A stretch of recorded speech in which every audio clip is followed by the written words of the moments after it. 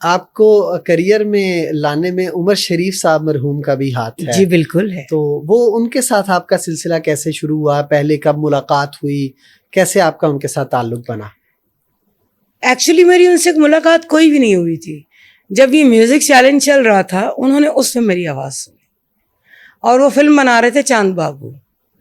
تو انہوں نے وجاہت اختر صاحب کمپوزر تھے ان کے، تو انہوں نے کہا کہ یہ لڑکی مجھے چاہیے فلم کے لیے، اس سے میں نے گانا گوانا ہے. تو وجاہت اختر صاحب نے تلاش شروع کی، میری نمبر ملا ان کو، بات ہوئی. میری والدہ نے صاف انکار کر دیا، انہوں نے کہا نہیں فلموں میں نہیں گائے گی، بس وہ ایک دو شوق تھا اس کو تو وہ میں نے کروا دیا، بس اب بس ہے. کیونکہ ہمارے یہاں یہ سوچا جاتا ہے لڑکیاں شادیوں کے لیے پیدا ہوتی جی یعنی شادی کے لیے، جی شادیوں کے لیے نہیں. بعد میں مجھے لوگوں نے کہنا تو وہ بڑی ہو گئی، اب اس کی شادی کر دو جائے اب اپنا گھر سنبھالے.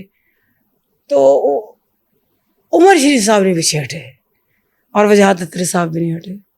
وہ ہمارے گھر آئے اسپیشلی، واہ اللہ ان کو جنت نصیب کرے. آمین. ہمارے گھر آئے، انہوں نے میری والدہ کو کنونس کیا، انہوں نے کہا کہ اللہ تعالیٰ نے اس کو ایک خوبصورت آواز عطا کی ہے، اس ایک نعمت ہے اس کے پاس، آپ اس کو کیوں ضائع کر رہے، اس کو گانے دیں. آپ ہم پہ بلیو کریں، ہم اچھے لوگ ہیں، اچھے برے ہر جگہ ہی ہوتے ہیں، لیکن ہم کوشش کریں گے کہ آپ کو بیٹی کو ہماری طرف سے کوئی تکلیف نہ ہو.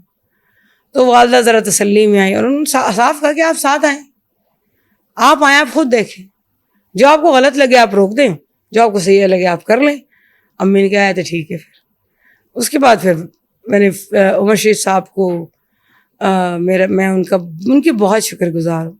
انہوں نے وہ ٹیلنٹ جو ہڈن ٹیلنٹ تھا اس کو وہ سامنے لے کے آئے اور اس کو انٹروڈیوس کروایا. واہ. آپ کا پہلا گانا جو زبان زد عام ہوا، چند میرے مکھنا، وہ کب آیا اور آپ کو مطلب کب پتہ لگا کہ میرا گانا بہت زیادہ وائرل ہو گیا ہے؟ کیونکہ آج کل تو سوشل میڈیا کا دور ہے، اس وقت ایسا بھی نہیں تھا. اب دیکھیں نا، یہی نقصان ہوتا ہے نا جب آپ 30 سال کریئر اور 30 سال عمر میں ہو. جو میرا پہلا گانا ہٹ ہوا تھا وہ تھا سنو سنو بولو بولو، سنو سنو بولو بولو، میرا تم پہ دل آ گیا، ہاں پھر کہنا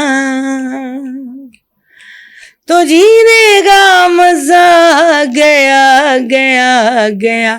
یہ میرے فلم کا پہلا سپر ہٹ گانا تھا.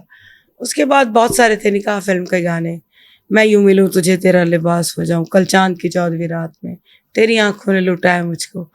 تو اس کے یہ جو گانا ہے نا بیسیکلی چند میرے مکھنا، میں نے جب فلم انڈسٹری کو خیر بات کہا، میں چاہتی تھی کہ مجھے سب کہتے ہیں آپ بریک لیتی ہیں، تو میں ہمیشہ کہتی ہوں کہ آپ ایک کریٹو بریک ضرور لیا کریں. ٹھیک ہے. اس سے یہ ہوتا ہے کہ جب آپ کا دماغ ایک ہی طرح کا کام کرتا رہتا ہے تو یو ہیو ٹو ریسٹ، اپنے لیے وقت نکالیں. اس ٹائم میں آپ سوچیں کہ اور آپ کون سا ایسا جانرا ہے جو آپ نے ابھی تک ٹچ نہیں کیا، اور اگر نہیں کیا تو اس کو ایکسپیریمنٹ کریں. یا تو 6 ہوگا یا پھر مس ہٹ ہو جائے گی، نہیں ہوگا. جیسے آفریدی صاحب کہتے ہیں میں تو دردی بندوق ہاں، چل گئی نہ چلی تھی نہ چلی. تو پھر وہ لیکن الحمدللہ ٹچ وڈ آج تک میں اس ذات باری تعالیٰ کا جتنا شکر ادا کروں گا، میں نے جو بھی کیا جس طرح بھی کیا وہ اللہ کی ذات کی اس کے اوپر بہت مہربانی رہی. ایک گانے کا کتنا معاوضہ ملتا تھا جب آپ فلم کے لیے گا رہی تھی، اور آپ کہتی ہیں کہ میں بریک لے لیتی ہوں، کیا اتنے زیادہ پیسے کما لیتی ہیں کہ آپ کو لگتا ہے بریک لے کے یہ کھانے چاہیے پہلے؟ اچھا میں آپ کو سچی بات بتاؤں کہ میں بیسیکلی پیسے کمانے نہیں آئی تھی، میں گانے آئی تھی. کیونکہ الحمدللہ مطلب ہر بندہ اپنے گھر سے گاتا ہے، ظاہر ہے، اور ظاہری بات ہے اگر میں 16-17 سال کی تھی تو گھر میں بڑی ہوئی تھی. بالکل. مجھے کون سی فلم انڈسٹری سے مہینہ آتا تھا یہ کہنے کا مطلب ہے میں نے کہا مہینہ بھیج دیا سن بیٹا تو تیار ہو رہی ساڑھے لیے تیار روٹی کھا. تو ہم لوگ مطلب ٹھیک تھا، مڈل کلاس فیملی سے ہم ہیں، اور الحمدللہ مجھے اس پہ فخر ہے کہ میرے والد صاحب جو ہیں انہوں نے بڑی محنت سے اپنے بزنس کو اسٹیبلش کیا. میرے دادا ملک ظہور صاحب، میرے والد ملک منظور صاحب، انہوں نے بہت محنت کی اور ہم لوگ ویل اسٹیبلش تھے. گھر میں کسی چیز کی کمی نہیں تھی الحمدللہ. الحمدللہ.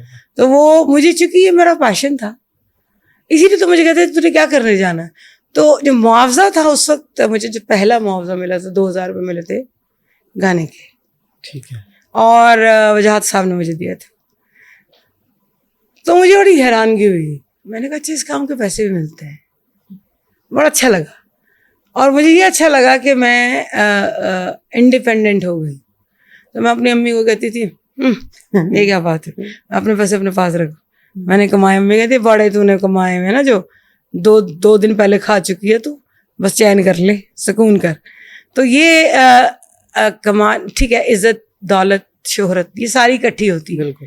لیکن میری نظر میں سب سے پہلے عزت آتی ہے, شہرت آتی ہے. دولت تو وہ پرندہ ہے, کبھی آج میری چھت پہ ہے کبھی کسی کی چھت پہ ہے, لیکن عزت نہیں ملتی. ایسے آپ وہ کما لیں باقی سب چیزیں پیچھے آ جائیں گی. اس کے بعد پھر آپ نے دنیا بھر میں کانسرٹس بھی کیے, اب بھی کر رہی ہیں, ابھی شاید آپ ان قریب دوبارہ انٹرنیشنل ٹور پہ جا رہی ہیں. تو ایک کانسرٹ کا کتنا چارج کرتی ہیں بتانا چاہیں گی؟ ایف بی آر والے ہو, اگر تسی نہ سنو تو میں دس دیں. نہیں سن دے.